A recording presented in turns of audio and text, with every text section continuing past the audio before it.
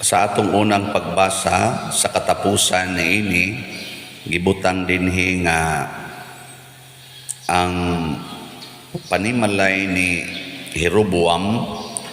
Kani si Jeroboam mao man katong nakaangkon sa napo kabahin sa tribo or nasod sa Israel. So naghari siya sa napo ka bahin. Ang iyang kontra mao ang usa ka bahin nga mao ang pamilya ni David, ang Huda. Nya haron ang mga tao niya nga mga Israelita sad nga naanad og simba ngadto sa Jerusalem kay usa ra may ilang templo sa una. Haron dili na moadto ang iyang mga katawhan katong napo ka pamilya. Dala sa iya 11 iyang gihimuan og mga Dios-Dios nga adto na lang sila magsimba sa mga gitukod niya nga mga simbahan nga naay mga Dios-Dios. Wa naman diha niya ang Ark of the Covenant, iyang giilisan adtong baka na tinunaw baka ng golden calf, mga bulawan na baka niya mo'y iyang gipasimbas mga tao ug mao ni ang nasuk-an sa Ginoo niya niingon dayon diri. Kining mga butangan nakaangin sa panimalay ni Jeroboam sa pagpakasala, busa gilaglag kini hangtod sa hangtod. Mautong nangabihag na sila tungod sa kasuko sa Ginoo, wa na sila panalipdi batok sa ilang kaaway. Mao na ang mga tao nagtuaw dinhi sa atong salmo, giingon dinhi pagsulti Ginoo, hinumdumi kami tungod sa tungod sa gugma nimo sa imong lungsod. Si Jeroboam bisag dili siya obispo, di siya libita, nagordina og mga pari. Ani arabata din ordinahanan ambot lang kinsa mo ordin ani. Basig si Jeroboam dali ra kuno kayo, wa na eskwela, wa na kanang bang evaluation, wa na inigkinsa kuno'y gusto mo apply pagkapari, ordinahan dayong Jeroboam. Linduta ato no. Muna ang unang nahitabo galagot ang Ginoo kay gapataka na lag-ordina og pari si Jeroboam. Ang buting pari nga nagwali karon unsa sa kani, nahimutan ba kani sa Ginoo. Nakaron ang Ginoo namati og iyang gipadala ang bag-ong hari, bag-ong pari, bag-ong hari, bag-ong nga propeta. Og kinsa man ni siya? Mao si kinsa man? Ang makatubag tagaan ako 100. Si Haro di mo makatubag, bag-ong pari, bag-ong hari, bag-ong propeta, si Jesus. Nagpakatao na gyud ang anak sa Dios og iyang gipakita nga naluoy siya sa iyang katawhan. Nigawas ang kinaiya sa mga tawhanong kinaiya sa mga apostoles. Ingon siya, papulian ning mga tao kay awaaw kay ning dapita. Unsa may ipakaon na to ani ingos Kristo, unya gato nang papulion, tulo ka adlaw na ba ning kuyog-kuyog nato, yawa na sila yung mga kaon. Ang uban ana lagyo pa kay ulian, patay na dihasdan, makuyap pa na kaluoy. So ang bag-ong hari, bag-ong pari o bag-ong propeta maluluyon, maghuna-huna siya sa kaayuhan sa iyang isig katao. Pero ang mga tao sa kalibutan, apil na sa ito mga apostoles nga iyang gipangpili, mga way kaluoy. Kamo, maluluyon mo. Maluluyon mo sa iyong isig katao. Naram dahil na, luoy mo dahil mo. Wa mo mangural sa inyong balay. Nga lisod na nung king agianan sa inyong silingan. Wa mo anak maghimo. Naghuna-huna mo nga dako untag agianan ang silingan. Nya hapsay unta ang agianan, naghuna-huna mo na. O sige gimong pangural kay kantuhon ko gining akong yuta kay ako kuning yuta sa pitos naman kayo na dahil sa bahala ako kuning yuta. ana. Wa mo anang batasana. Dahil ra ba mo duko-duko diha, pantay lang yun mo. Ay nagsugo ang Ginoo, ayaw na lang na paningla ang utang. Unsa? Di ko maningil sa akong utang, ako man ang kwarta, saad ba na niya nga mobayad siya? Unsa man? Di ko na paninglon. Wa mo nang batasana. Naluoy mos nang utang ninyo, nga wa gid tawo ikabayad. Mao na. Ngano gud taong tugutan anak akong bana nga nangabit? Nganong pasayloon man ang nangabit? Disiplinahon, buwagan ng panuway ng dako. Nganong wa na'y batasan? Ana, niya ang sugo ni Kristo ra ba? Pasaylua og kapituan kapito. Ana, naluoy mo sa inyong bana nga 40 taong paningkamot nga makatilaw og lain. Grabe biyang paningkamot, ana. Gisumulan na biyan nimo nya ningkamot in town. Naluoy ka. Tanawa, wa gyud. Ang Ginoo maluluyon. Mao na ni ron ang tubag sa Ginoo aning pag-ingon to. Hinumdumi kami tungod sa imong gugma. Kinsa bagod natoy waysa ako makasasalang dako.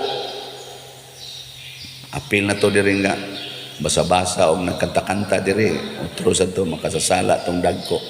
Ipakapin pa to natong nagbasa sa Ebanghelyo. Kadto. Pero maluluyon ang Ginoo. Ug makasasala mi diri nga nag-alagad, samot na mo dihang gaduka-duka. Wa manggay mo yung mga klaro, duka-duka ra mo diha, wa manggay mo minaw gaig tarong. Mao na nga pulos ta mga makasasala. Pero ang Ginoo naluoy nato.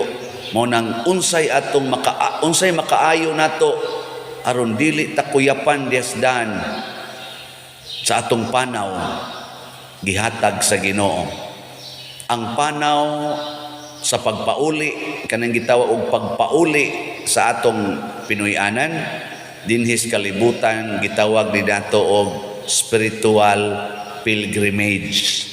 Nagbiyahe ta dinhis kalibutan og di tatagaan sa Ginoo spiritual nourishment.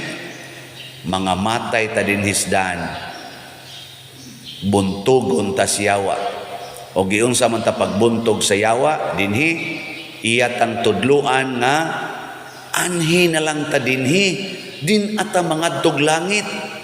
Maghimo tag atong langit dinhi. Mao toy gibuhat ni Jeroboam.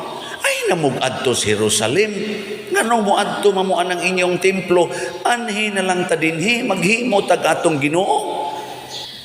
Kanabang murabag gusto tang maghimog atong kingdom dinhis kalibutan nya magsimba na ta sa mga Ginoo nga atong gipili, mga idols nato.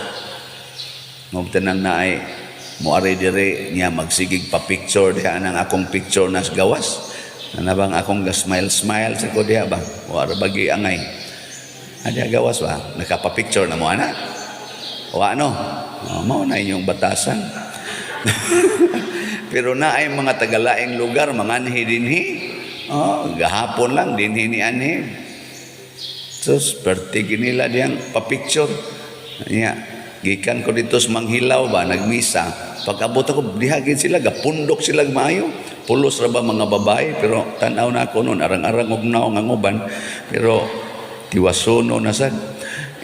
So pagkakita ginila nako ingod hala niya naspati singgit gid sila ninggakos gid nako ay gakos nako kay makubit ta ingod siya mingaw kay kun nimo pader niya lipay kay kung naadjud ka ana sila ako sus akong parishioner diri giluod na ning akong naong. Ang sama na siya ang kuyaw og magsige mo lagi ngon idol kay ti kapader nako ayaw in taon na ang Ginoo mo idol dili ako. Kay kining akong gipangsulti, kining akong gipangwali, naningkamot ra man sad ko og paggamit sa Ginoo aron ipadangat sa Ginoo ang iyang mensahe nganha ninyo. Sama pananglit niingon ang Ginoo pamalit mog slat. Tabangin ninyo ang akong simbahan. O ana, igo ra kong namaligya og slot, mouthpiece ra ko sa Ginoo. So ang nipalit og slot para sa kaayuhan sa simbahan, para sa mga proyekto din sa simbahan, nahiusa mo sa tinuod nga Ginoo, dili nga rin ako. Nasay magsigig ingon, dako na jud ikag nabuhat diri pader. Dako na jud ikag nabuhat dinhi sa atong parokya. Og di atungod nimo di ni mahitabo. Ayaw intawon mo ana oy. Pwede ra jud kog mamatay karong gabi eh. Magpili ra gid na ang Ginoo og lain na sa niyang instrumento para pagpadayon aning iyang proyekto. Project kinis Ginoo pagpakita nato nga nahinumdom siya nato tungod kay nahigugma siya nato. Dili kay padersyano mo inyong pasanginlan oy. Pero sa pagkakarong buhi pa ko pamalit sad mong slot. Di ba? Ayaw na lang sa inyong unya na lang, sunod na lang sang project, karon na lang. Pila na ihalin na to sa Mother Mary's Healing and Deliverance para manis atong kapilinya. Arang-arang na dala sa misulo dito sa foundations kapilinya, ang slots na nga nahalin niabot nag 1,604 slots. Pakpak. 8,396 slots na lang ang atong igbabaligya. O mahurot ni karong February 28, lipay kayo ang simbahan. Di kita makuyapan. Nya kanasan nakapalit, lipayon sa nas Ginoo. Punan pas Ginoo og daghan. Tanawa kadtong pito kapan nga gi-share sa tao nga nagda atong pito kapan. Unsa may nahitabo? Ang salin nga nahipos nakaabot sa pito kabukag. Pasubrahan gina kana bitang manghatag. Pasubrahan gina sa Ginoo. Pero kanang magsigilag pangayo mga buang mo na. Hatag yun, hatag. Lagi. Kay kita raban haraba kita tendency mangayo ra gyud. Hatag yun. Ako, kadaghanan na ako balik-balik din ni adtong hapit, wa pa ko'y kaon, estudyante pa ko ato, first year, second year college, 1984. Wa pa'y hapit yun kwarta, maglakaw ra kasagaran, haron maka-eskwela, lakaw, tag-upat ka kilometro, usay 12 pa ka kilometro. Pero nang hatag yun ko sa akong nakatunan, organize kong mga batanon, hatag ko sa tanang abilidad aron mulampos ang mga activities ug hangtod karon naa na ron nagpabili na arong grupuha. So good atong 1984 nahimong choir pagka 1985 sa Guadalupe hangtod karon choir lang gyapon sila. Nagitawag og the Streamers Choir. Ako say nagmugnaan ng word nga streamers. Kaya nga mong lugar dito, tuburan man sa mga tubig nga nahimong sapa, padong diha nang gitawag og sapa sa Guadalupe. Ang daghang tubudan na tuwa dito sa amo, sa kahugan. Streams ba? Ginagmay nga streams. Nako kinahanglan mubaha ta padong adto sa syudad. Mo serve Miss Choir, maglakaw mig 6 ka kilometro, 7 ka kilometro padong sa Langob sa Guadalupe, mukanta mi dito. Ini ka alas 4, ighuman na mong kantas choir, manglakaw na po migbalik ngadto 7 na sad ka kilometro balik sa amo sa kahugan. Sunan nga na, ingon na may kadedicated, pasan na ng among sista. Uwan, og init, dangog, baha, serve yun.